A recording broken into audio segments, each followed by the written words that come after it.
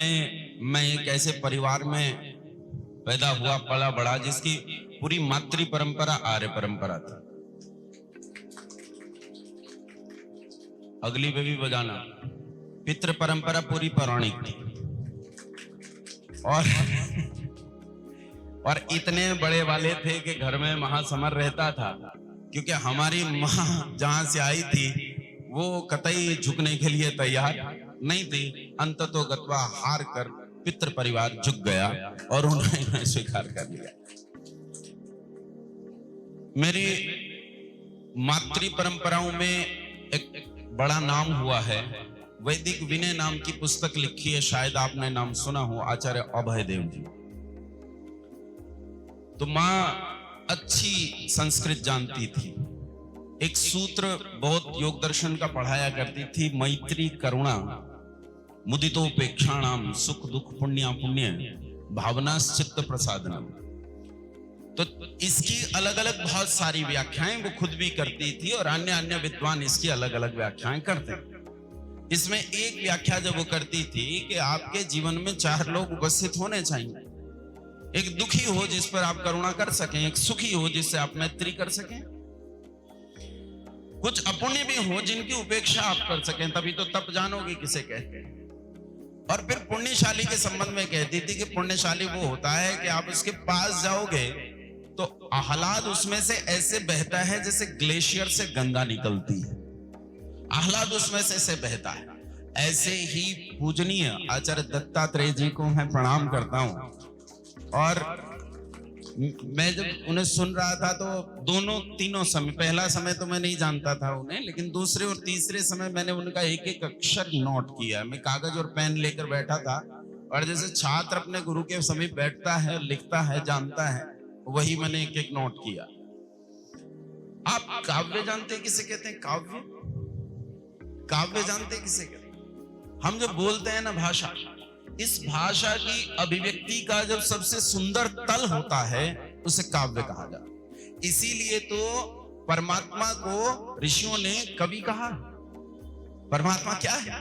कवि। उसकी कविता वेद है, वो क्रांतदर्शी है, कवि है। काव्य एक अद्भुत कला है, काव्य एक अद्भुत रीति है। आचार्य जी जब बोल रहे थे, आपको गद्य लग रहा होगा, मुझे तो पद्य ही लग रहा था। मुझे लगा जैसे वो कविता में बात कर रहे हैं, इतना सुंदर काव्य उनका था। ये अंजलि जी बैठी है ना, ये अभी कह रही थी कि ये प्रकाश जी का गीत है, ये उसका गीत है, ये श्रेय देती रहती है। ये अच्छी कवित्री, अपने गीत लिखती, वही गीत गाती। और उनकी भी एक चीज मुझे बहुत पसंद है, अधिकांश भजनोपदेशकों में एक प्रवृत्ति हो गई है कि कुछ चीजें रट ली हैं और वो रटी हुई चीजें बोलते जाते हैं, उनका स्वाध्याय नहीं रहता। लेकिन एक चीज में, हालांकि इससे आत्म प्रशंसा हो जाएगी थोड़ी सी, क्योंकि मेरी बहन है इसलिए लोग कहेंगे कि अपने घर वालों की बड़ाई कर रहा है, लेकिन ये विलक्षणता है उनकी कि वो निरंतर स्वाध्याय करती हैं और स्वाध्याय का फल हमें उनके बोलने में दिखाई देता है। आज मैं बोलूंगा कुछ नहीं, पर मेरी एक कविता थी, मुझे ये भी याद नहीं है कि उसके कितने छंद मुझे याद आएंगे। मैंने बीएससी में कभी ये कविता लिखी थी, मुझे याद नहीं है कितने छंद याद आएंगे। बोलूंगा ना, बहुत दिन हो गया कविताएं लिखना छोड़ दिया, लेकिन आज आचार्य जी को सुनकर लगा कि नहीं, काव्य बहुत सुंदर चीज है और इस काव्य को जीवन में होना चाहिए। अच्छा, एक और चीज बताऊं कि मैं गाता बिल्कुल नहीं। कुछ लोग बेसुरे होते हैं, मैं बेताला भी हूं। मुझे कुछ समझ में नहीं आता ये क्यों बजता है, मुझे पता नहीं चलता। अच्छा, मुझे लगता है कभी तो वो ब्रजेश जी बड़ी तेज तेज बजाने लगते हैं, कभी धीरे धीरे बजाते हैं। मुझे कुछ समझ में, क्यों खामखा इतना जोश ले रहे हो? मुझे कुछ समझ में नहीं आता ये क्यों हो रहा है। कल वहां बच्चियां तालियां बजा रही थी तो कोई मुझसे कह रहा था कि देखो बालिकाओं को कितनी अच्छी जानकारी है कि जब संगीत की ताल तेज होती है तो वो तालियों को तेज कर देती हैं और जब धीमी होती है तो धीमा कर देती है। मुझे लगा ये आदमी को कुछ पता ही नहीं है, साउंड सिंक्रोनाइजेशन है फिजिक्स का तुमने पढ़ा नहीं है। मुझे उसमें बस विज्ञान ही दिखता है, मुझे संगीत समझ में नहीं आता। मैं गाता बिल्कुल नहीं हूं, पर आपका दुर्भाग्य यह है कि आज इन छंदों को मैं गाकर सुनाऊंगा।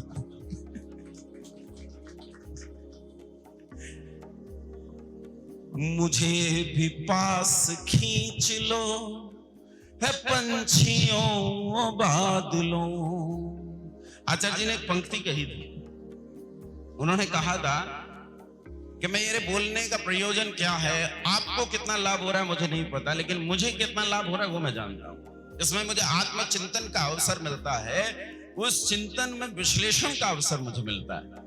इसी आचार्य जी ने कहा था कि ये जो वायु बह रही है ये किससे मिलने की धुन में बह रही है, ये जो पानी दौड़ रहा है किस लिए, ये काल जो अनवरत प्रवाह से बह रहा है ये किससे मिलने की उत्सुकता में बह रहा है?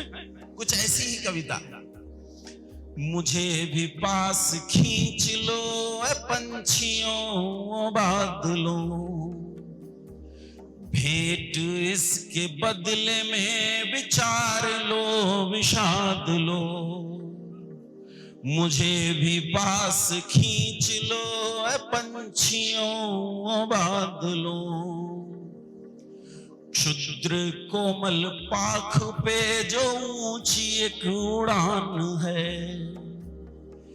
मेरे छंद बंधों की यही तो एक कमान है, कर मेरा संधान मुझे मम दिशा में हान दो,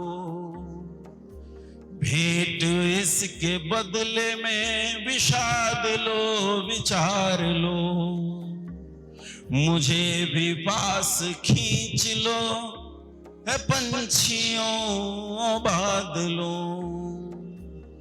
बस इतना ही याद आया, शायद 10 छंद इसके थे कविता के, आज मुझे इतना ही याद है, तो इतना ही कहकर मैं विराम देता हूं कि परमात्मा की जो एक अभीप्सा शब्द बहुत प्रयोग करते हैं श्री अरविंद, कि परमात्मा को प्राप्त करने की जो एक अभीप्सा है ना, इस अभीप्सा का पैदा होना भी विलक्षणता है, इसका पैदा होना भी बड़ी बात है। ये दिखता नहीं। मुझसे सुबह दीपक कह रहा था कि आचार्य जी आपके बाल जो है ना बहुत अजीब तरह से सफेद हुए, देखने वाले को ऐसा लगता है जैसे इन्होंने काला रंग लगाया सिर पर, कहीं कहीं से उतर गया और कहीं कहीं रह गया। अच्छा, मैंने कभी लगाया ही नहीं, मुझे उसमें रुचि नहीं। तो कह रहा था कुछ ऐसा, आजकल कुछ आता है, साबुन आता है, कोई शैम्पू आता है, अब उसे लगाओ तो उससे बाल काले हो जाएंगे। मैंने कहा तो फिर सफेद निकल आए, अगर हो भी गए तो वो तो फिर से निकल आएंगे सफेद।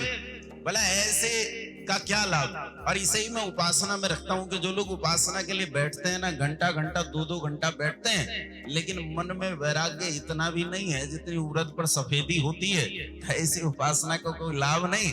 लेकिन आचार्य जी जैसे जीवन को जीते हैं, इसी उपासना का निश्चित रूप से लाभ है। इस वैराग्य का उत्पन्न होना हमारे लिए विलक्षणता है। परमात्मा से प्रार्थना करें कि मन में ये राग खत्म हो, और राग से भी उत्तम वस्तु जो विराग है, जिसमें कमाल का सुख है, वो हम सब में पैदा हो। बहुत धन्यवाद, प्रणाम।